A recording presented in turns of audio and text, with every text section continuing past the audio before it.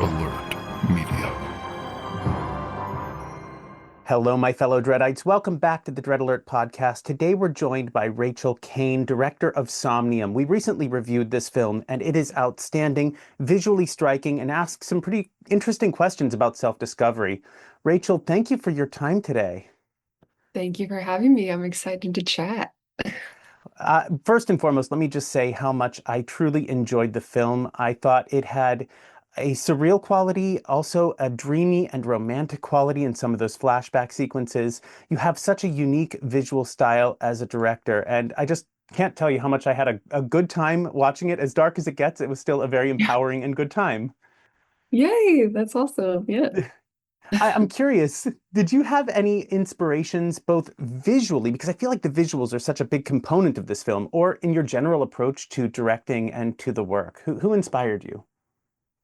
Ooh, so many. Well, we have all these different components in the film, and we shot those components in two different phases. So the first phase, we filmed in 2018, and my influences were probably a little different than when we ended up picking back up in 2021, 4 years later. So I knew I always wanted the flashbacks to feel different, kind of warm, more free, full of life. And so Terrence Malick was big, like visual inspiration for those, definitely. But then, I wanted the LA scenes to feel different, but also just kind of like a dialed up version maybe of that, visually with the color we more saturated. We locked down the camera because we wanted to feel claustrophobic in LA, so everything's on dolly, which was a challenge but fun. And for those, I'm always influenced by a lot of classic horror, a lot of the old female-led classic horror, Rosemary's Baby, Repulsion, all the good ones. But then, as we were going on, Stranger Things was coming out. That became an influence, sort of in the tone and our like target audience. So that I'm sure impacted me visually. But yeah, so many different films I and TV. love that. My next question was actually, I know that you shot this in two parts, and if there was differences in your approaches, and I love to hear that the camera was locked down. It worked so effectively. And I think that the creature design in this was also used sparingly and was also extremely effective. How did that come about? Was it mostly practical? What was the design process like with the creature? Because it frightened me, that's for sure. Yeah, me too on set. I'm not even kidding. So, one of the coolest things, one of the things I'm most proud of is the creature is like 97% special effects makeup. So he really looked like that on set, which made it filming so much better and so much easier to get those, terrified reactions from Chloe. Actually, the first time that she saw him, totally in full makeup was that shot when she turns in the hallway. We didn't tell her. We had him for the first day fully dressed. It took like 6 hours to get him ready, but just in time, we like snuck him into the hallway and had him standing there. So when she turns, she really sees him for the first time. That was so fun. We have like a behind the scenes video of that I gotta post. But yeah, that was so fun coming up with what this creature would look like. What does he have a mouth? What do the eyes look like? And I went back and forth a lot with the creature designer, Ian von Kromer, who's incredible, and the lead special effects makeup person, Olga Turnavetsky. They were both so talented. And then, yeah, once we got into the edit, it became a lot of back and forth of how much of this we want to show. We had so much footage of it, but then it's like this paring down because you have to unveil him slowly. And a lot of times the scariest things is what you don't see and what your brain is filling in. So we ended up stripping away a lot of what we had shot in the final film just to sort of tease him out. So yeah, definitely a lot of collaboration. I can't imagine how challenging that is going through and removing things that you've shot. But restraint, your restraint specifically was so well managed in this film. I think that that was a service to the monster itself. And I'm so glad you mentioned Chloe because outside of the visual aspects of this film, I think the performances are so incredibly noteworthy and grounded and lived in.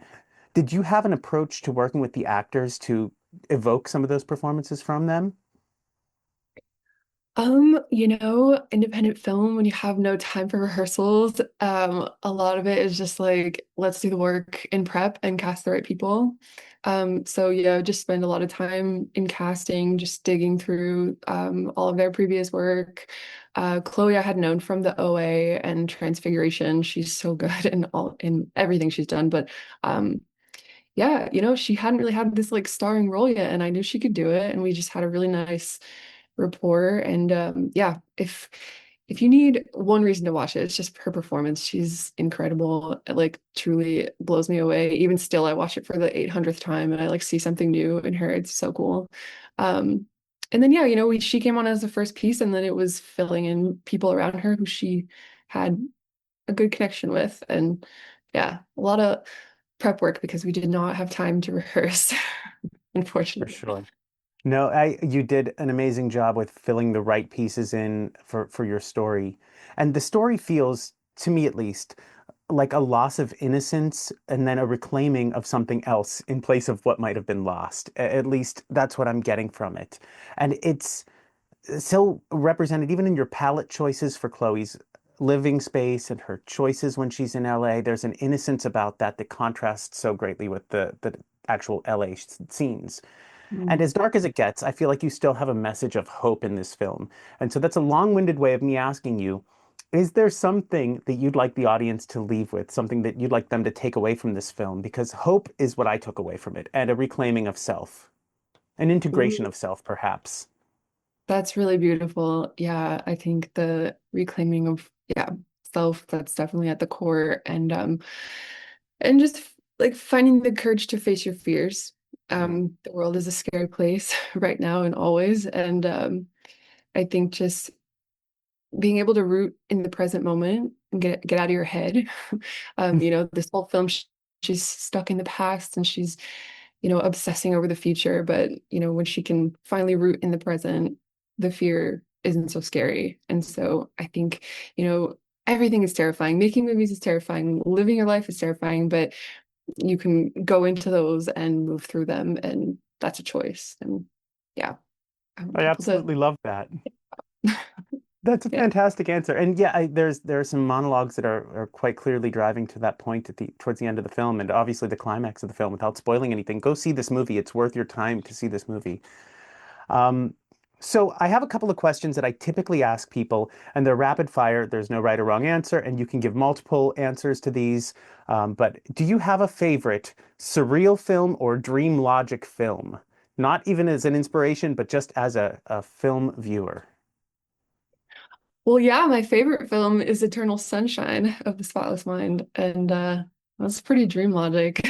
Oh yeah, Never, absolutely. yeah, it's so Uh, good. I could watch that again like 1,000 times and find something new. It's so like alive. It's so cool.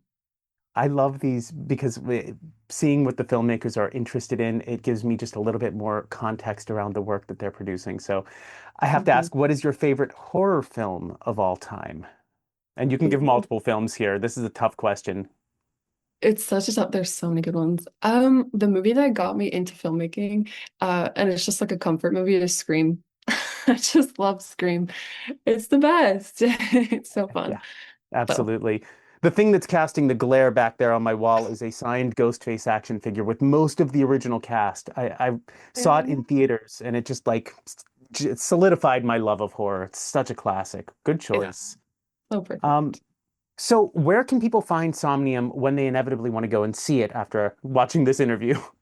Yeah, no, totally. Well, the film is out now on digital as of Tuesday. This is a very exciting week. This is our first weekend. So, the film's on Amazon Prime, Apple TV, all the usual digital platforms.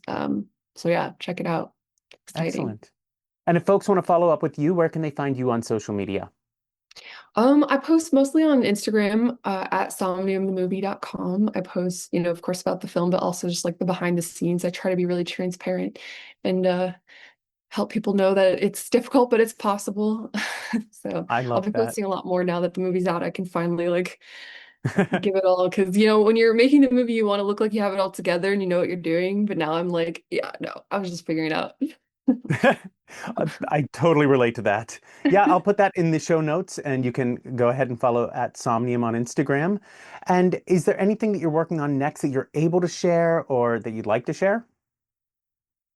I am trying to enjoy this week and the next week of not being so slammed with work, but I am really excited just to get back to the page, back to writing. I have a couple just like seeds of ideas, but this movie was so big in scope that it was really hard to think about anything else for a lot of the time.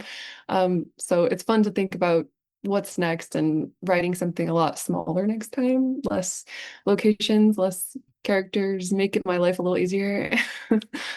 Well, you've earned this break. This film is fantastic. I had a blast with it all the way through. I found it to be extremely, like I said, hopeful and heartfelt, honest, romantic, as well as terrifying. It is a horror film.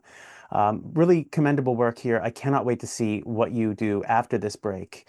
And thank you for your time today. Thank you for joining me on the Dread Alert podcast. Thank you for having me. This was so fun. As always, stay spooky, my friends.